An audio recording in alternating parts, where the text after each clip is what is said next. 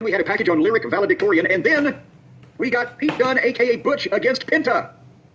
And again, now that they're going all the way with this, with the lighting and the pyro, and people like Penta, and they gave him all kinds of entrance and pomp and circumstance, and the announcers are pushing him. They're doing it right. Small opponents. Pete Dunne is, street urchin size, and the opponents are athletic, so they can do the stuff, and he's not going to look bad in that respect. And I like this match better than I like the debut match because he didn't start off with the nerves and flummoxing some things. They started out at 100 miles an hour, like we got to get everything in. And it settled down a little bit when Butch started getting his heat. But again, I think, he settled down a little bit. He's a little anxious to wow everybody. But this was much better. Then Butch got the heat, and then Penta suddenly made a comeback, and his guy, it's 18 things from 18 directions. And I don't know how Dunne was supposed to sell some of them. But he hit he being Penta, hit the Canadian Destroyer, the Mexican Destroyer, had a big dive. But then Dunne foiled the Destroyer, got a 2 count, and then they went more back and forth, and finally Penta hit his finish 1, 2, 3. And as I said, I think it was smoother. I think Gable did a better job, because Gable's better than Dunne. But Penta was smoother here. And again, as you brought up, the people are predisposed to like him. Again, Dallas is a major metropolitan area. There's more liable to be people that know who he is and of his previous reputation. But they're pushing him on TV to the point where people should get the picture anywhere fairly soon. But I still think, to be honest, I'll say this and then I'll unleash you. It would have been better with his brother. As a tag team, they would kind of look like a super team in this environment. They'd be like Jade and Bianca. They'd be on top. He'll be an attraction here as a single. But you can't tell me I don't think he's not going to be on the main event level of the Punks, the Rollins, the Drews, etc. Not only size-wise, but, language barrier and experience at this style. It's going to take him a while.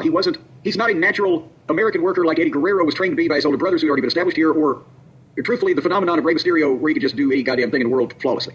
I think it would have been better as a team, but they're still doing the right thing. You tell me what you think. I think he's doing great so far, and I think he's been super over so far, 2 different markets, and, sure, there are some fans that know him. I mean, that's how they know Cero Miedo right away, but this is 2 times in a row he got the ooh reaction.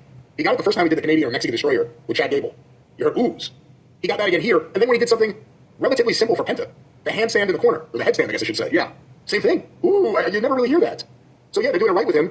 So far, the fans are really into him. He's had the right opponents, and luckily WWE does have a good amount of guys that size. As far as Rey Fenix goes, that's what they wanted. Yeah. And Tony started, again, there's 2 different ways to look at it. Tony started fucking around with the contract. Tony said, I'm not doing you any favors. I paid you for a lot of time you're out. I'm extending your contract. Apparently, Tony also just pulled down his merch. So he won't get any merch royalties while he's sitting at home on the couch.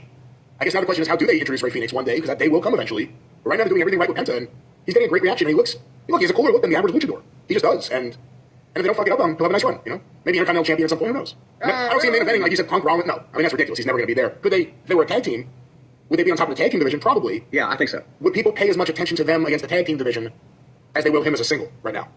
Well, but the important thing is he shouldn't be losing for some time, and it's easier to go up the tag team ranks without losing than it is the singles here with the amount of talent they've got at the top.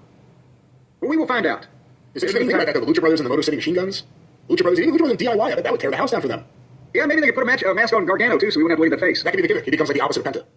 Well, how about this? Just loser of the match has to put a mask on.